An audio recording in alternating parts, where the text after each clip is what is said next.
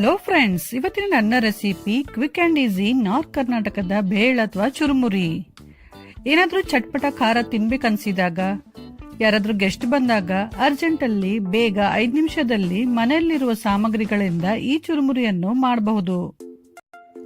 ಈ ರೆಸಿಪಿಗೆ ಬೇಕಾಗುವ ಸಾಮಗ್ರಿಗಳು ಮತ್ತು ಅದರ ಮೆಜರ್ಮೆಂಟ್ ಅನ್ನು ಡಿಸ್ಕ್ರಿಪ್ಷನ್ ಬಾಕ್ಸ್ ಅಲ್ಲಿ ಹಾಕಿದ್ದೇನೆ. ಫಸ್ಟ್ ಒಂದು ಪಾತ್ರೆಯಲ್ಲಿ ಮಂಡಕ್ಕಿ ಅಥವಾ ಚುರುಮುರಿ ಹಾಕಿ, ಆಮೇಲೆ ಮಸಾಲೆ ಖಾರ, ಅರಿಶಿನ, ಸಕ್ಕರೆ, ಉಪ್ಪು, ಎಣ್ಣೆ,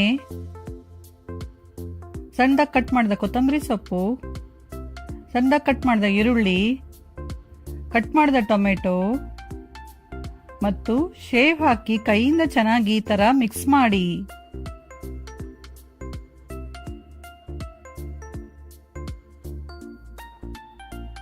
ಎಲ್ಲ ಚೆನ್ನಾಗಿ ಮಿಕ್ಸ್ ಮಾಡಿದ್ಮೇಲೆ ಸ್ವಲ್ಪ ಟೇಸ್ಟ್ ಮಾಡಿ ನೋಡಿ, ಉಪ್ಪು ಅಥವಾ ಖಾರ ಏನಾದ್ರೂ ಕಮ್ಮಿ ಆಗಿದ್ರೆ ಹಾಕ್ಬಿಟ್ಟು ಮತ್ತೆ ಚೆನ್ನಾಗಿ ಮಿಕ್ಸ್ ಮಾಡಿ. ಈಗ ಚಟ್ಪಟ ಚಾಟ್ ರೆಡಿಯಾಗಿದೆ.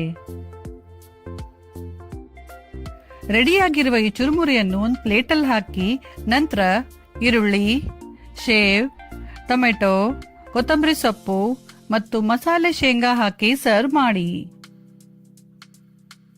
ಈ ರೆಸಿಪಿ ಇಷ್ಟ ಆದರೆ ಲೈಕ್ ಮಾಡಿ, ಶೇರ್ ಮಾಡಿ, ಕಮೆಂಟ್ ಮಾಡಿ ಹಾಗೂ ನಮ್ಮ ಚಾನೆಲ್ ಪಾಕಶೃಂಗಾರವನ್ನು ಸಬ್ಸ್ಕ್ರೈಬ್ ಮಾಡೋದು ಮಾತ್ರ ಮರಿಬೇಡಿ. Thank you.